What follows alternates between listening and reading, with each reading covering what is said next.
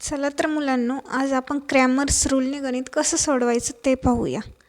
तर Cramer's rule हा इयत्ता 10वीत इतका महत्त्वाचा आहे की प्रत्येक प्रश्नपत्रिकेत एकतरी गणित क्रॅमर्स रूलने सोडवायला येतं. मग ह्यावरून आपल्याला काय एक्स आणि वायची किंमत काढायची. तर पहिली गोष्ट, आपण एक इक्वेशन घेतलेलं आहे. दोन इक्वेशन आहे, 5x + 3y = -11 आणि दुसरं इक्वेशन आहे 2x + 4y = -10. आता हे क्रॅमर्स रूलने सोडवायचे. पहिल्यांदा गिव्हन इक्वेशन जे दिलेले आहे ते लिहून घ्यायचं. आता मी तुम्हाला इथे शॉर्टकटमध्ये सांगते आहे. आता पहिल्यांदा ह्या इक्वेशनला आपण नाव देऊया, म्हणजे ह्यांचे सहगुणक एक्सचा हा एक्सचा काय आहे 5 आणि 2. मग ह्याला हा एक्सचा काय आहे 5 आणि 2. मग ह्याला 1 नाव द्यायचं, 1 नंबरचे सहगुणक. वायने जे सोडवले ते 2 नंबरचे सहगुणक आणि जे उत्तर आहे ते 3 नंबर असे नंबर द्यायचे. अगदी तुम्ही कच्च्या पेजवर देऊ शकता. तर सोडवायचं कसं आहे, अगोदर डिटर्मिनंटची व्हॅल्यू काढायची. आता डीमध्ये काय वापरायचं, पहिल्यांदा हा क्रॅमर्स रूल सोडवताना 12, 32, 13 हा रूल लक्षात ठेवा, म्हणजे गणित कधीच चुकणार नाही. 12 म्हणजे काय, हे पहिले 2 ह्यांचे सहगुणक घ्यायचे एखादा डिटर्मिनंट सोडवताना. 5, 3 आणि इथे काय आहे 12ची व्हॅल्यू 2 आणि 4. हे एक इक्वेशन तयार झालं आणि मग ते सोडवायचे. मग हे सोडवायला तर सोपंच आहे. 5 × 4 -3 × 2. आता 5, 4 यांची मल्टिप्लिकेशन किती आली तर 20 आणि 3 × 2चे किती आली 6 आणि 20 - 6 किती येतात, तर 20 - 6 येतात 14. आता दुसरं इक्वेशन म्हणजे आपल्याला dxची व्हॅल्यू काढायची. तर dxची व्हॅल्यू काढताना दुसऱ्यांदा काय वापरायचं तर 32 म्हणजे काय, ह्या इक्वेशनमध्ये येईन -11 आणि 3 आणि इथे काय येईन 32ची व्हॅल्यू -10 आणि 4 आणि मग हे इक्वेशन सोडवायचं आहे. -11 × 4 -10 × 3. आता -11 आणि 4 यांची मल्टिप्लिकेशन किती येते -44 आणि -10 × 3 ह्यांची व्हॅल्यू येते -30.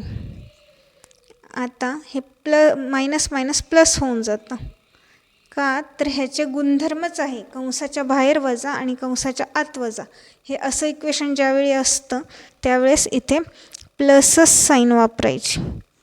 मग -44 + 3 30 यांचा आपल्याला वजाबाकी करावी लागणार, कारण 1 अधिक आणि 1 वजा असेल तर नेहमी वजाबाकीच करायची आणि येणाऱ्या उत्तराला मोठ्या संख्येचं चिन्ह द्यायचं.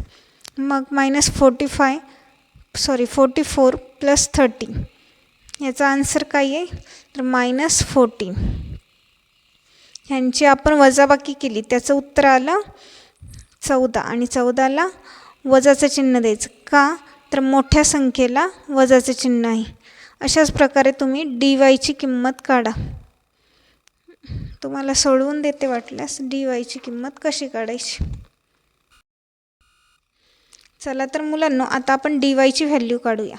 आता दिलेल्या नियमाप्रमाणे 12, 32, 13 या नियमाप्रमाणे 13 म्हणजे काय, पहिली संख्या आणि शेवटची संख्या. तर पहिली संख्या काय होती, म्हणजेच एक्सचा सहगुणक 5 होता आणि उत्तरामध्ये -11 होतं. तर दुसऱ्या इक्वेशनमध्ये काय होतं 2 आणि -10. आता ह्यांचं कसं सोडवायचं, 5 × -10 -11 × 2. आता 5 आणि -10 यांचं मल्टिप्लिकेशन किती आली तर -50 आणि -11 × 2 यांची -22 इतकी मल्टिप्लिकेशन आली. आता मी मगाशी सांगितल्याप्रमाणे ह्यांची बेरीज होणार, म्हणजे -50 + 22 एक मायनस एक प्लस यांची आपण काय करूया, वजाबाकी करूया आणि येणाऱ्या संख्येला मोठ्या संख्येचं चिन्ह देऊया. म्हणजे ह्याचं उत्तर आलेलं आहे आपल्याला -28. मग आता एक्सची व्हॅल्यू काढण्यासाठी काय करावं लागेल, dx डिवायडेड डी. का तर ह्या डीला डी कॅन्सल होणार आणि फक्त एक्सची व्हॅल्यू राहणार.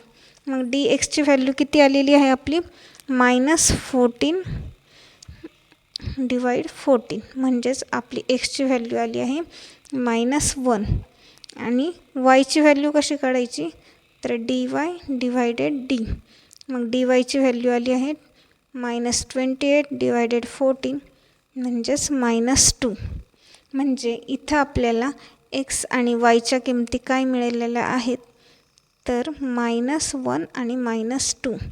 हे इक्वेशन परीक्षेत लिहिलं तर तुम्हाला पैकीच्या पैकी मार्क पडेल. आणि क्रॅमर्स रूल हा परीक्षेला येतो म्हणजे येतोच.